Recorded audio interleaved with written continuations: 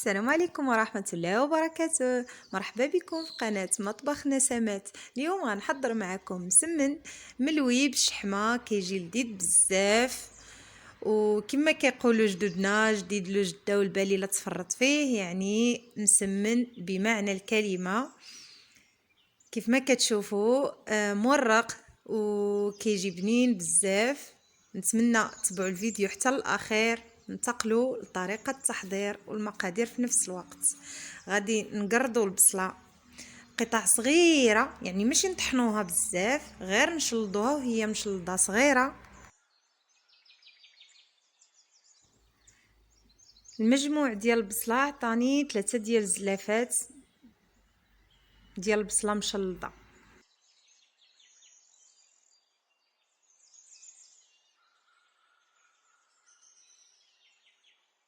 غادي نستمر في تقراد ديال البصله حتى نكمل الكميه كامله، ومع شويه ديال الزيت البلديه، هكا 4 ديال المعالق ولا 5 كبار ديال زيت الزيتون.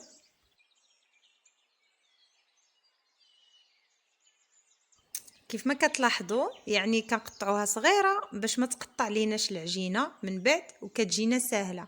هنا ندوزو نقرضوا الشحمه، من الاحسن تكون جامده في الفريغو. كنجبدوها ونديروها في الطحانه في البلاصه كتطحن غزاله، كتجي مرمله، يعني ماشي فيها طروفه كبار ولا معجنه، كتجي في التقراد ديالها مزيانه، ما كتبقاش باينه حتى الوليدات اللي ما كيعجبهمش الشحمه في الحاجه في شي هو، يعني كتجي لذيذه هنايا، كتعطي اللذه وما كتكونش باينه.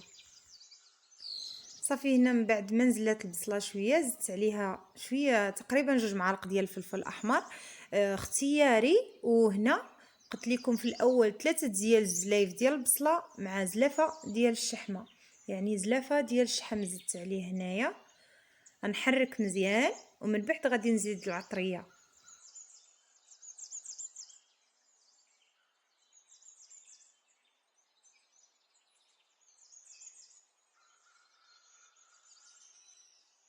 هنا زدت الملح وشويه ديال الكمون، راس معلقه ديال القزبر يابس مطحون، 2 معالق ديال التحميره،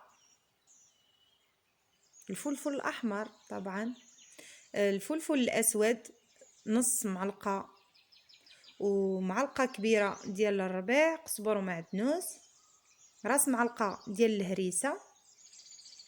وغادي نستمر في التحريك حتى تنشف مزيان، ما يبقاش فيها الماء. مع كتعرفوا البصله كتطلق الماء ديالها. غنبقاو نحركو حتى تنشف مزيان. ودابا غادي ندوزو للعجين. عندنا 4 ديال الزلايف ديال الفورس، وزلافه وثلث ديال الزلافه ديال الفينو، يعني الا درتو 3 ديال الزلايف ديال الفورس اديروا معها زلافه ديال الفينو. وهنا درت الملح ودرت خميره الخبز معلقه صغيره، يعني ماشي بزاف. وغادي نعجن، ما يحتاجش الدلك، غير شويه بيد ما يتجانس العجين.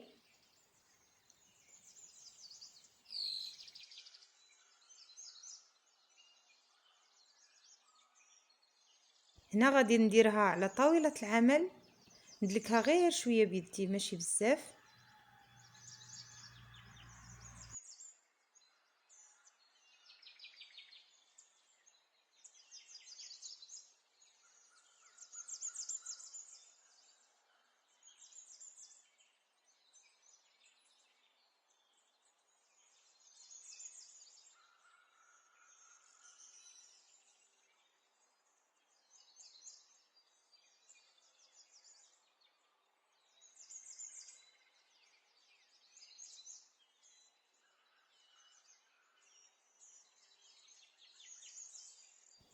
ها هو العجين وجد، يعني ما يحتاج دلك بزاف، ما غاديش نخليوه يرتاح في البلاصه، غادي نقرصوه قريصات صغار.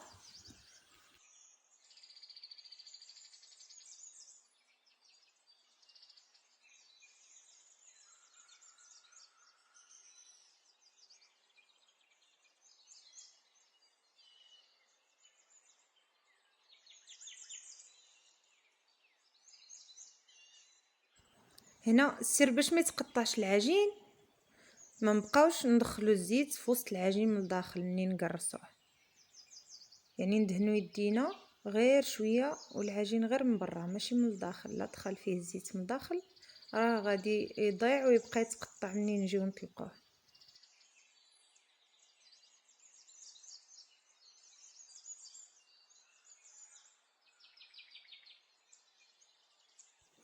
غادي نستمروا حتى نكملوا الكميه كامله بهذه الطريقه وندوزو نعمروا المسمن ديالنا. هنا الحشوه ما نخليوهاش حتى تبرد بزاف، لحقاش كيف ما كتعرفوا الشحم كيجمد وغادي يجينا صعيب باش ندوزوه على العجين. هكا نحيدو شويه في تبصيل صغير غير يدفى شويه ونعمرو، نحيدو شويه بشويه وحنا كنعمرو.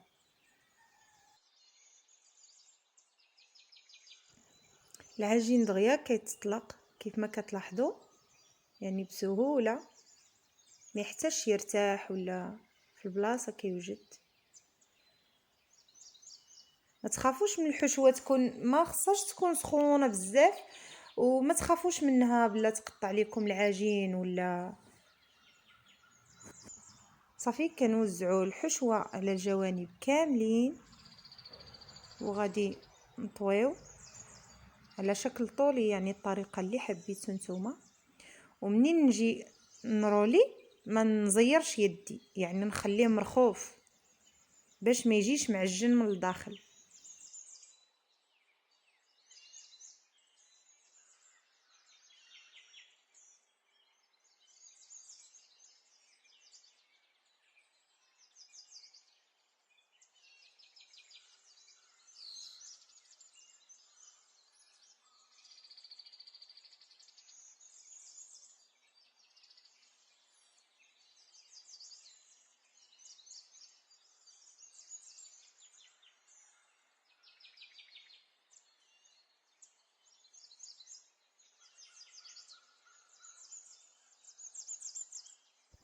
صافي نستمروا بهذه الطريقه حتى نكملوا العجين كامل.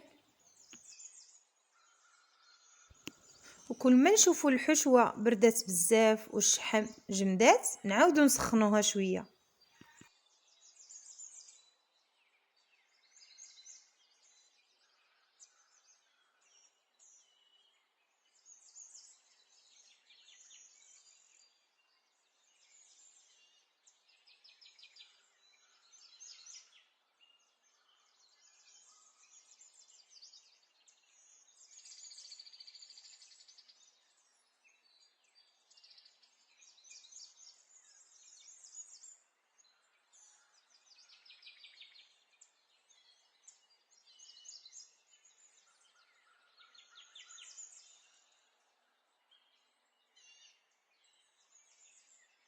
صافي دابا كملنا الكميه كامله، غادي ندوزو باش نطيبو. غنسخنو المقله وندهنوها غير المره الاولى بالزيت، غير بشويه ديال الزيت. غنبقاو نستمروا ندقو ونديرو في المقله وما نديروش الزيت مرات اخرين، غير المره الاولى فقط. كيف ما كتعرفوا الشحم كتطلق الزيت ديالها، يعني ما نحتاجوش نزيدو الزيت منين نكونوا كنطيبوا.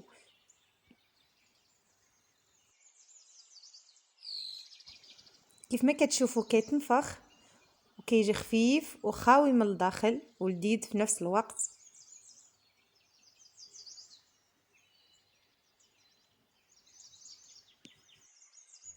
نتمنى من الله يعجبكم وتجربوه، وخليوا لي الرأي ديالكم في التعاليق. الى عجبكم الفيديو وعجبكم الملوي ديالي نتمنى دعموني بلايك، وإلا كنتوا اول مره كتشوفوا القناه ديالي ديروا اشتراك وتفعيل الجرس باش دائما يوصلكم كل جديد. الى اللقاء، الى فيديو قادم ان شاء الله.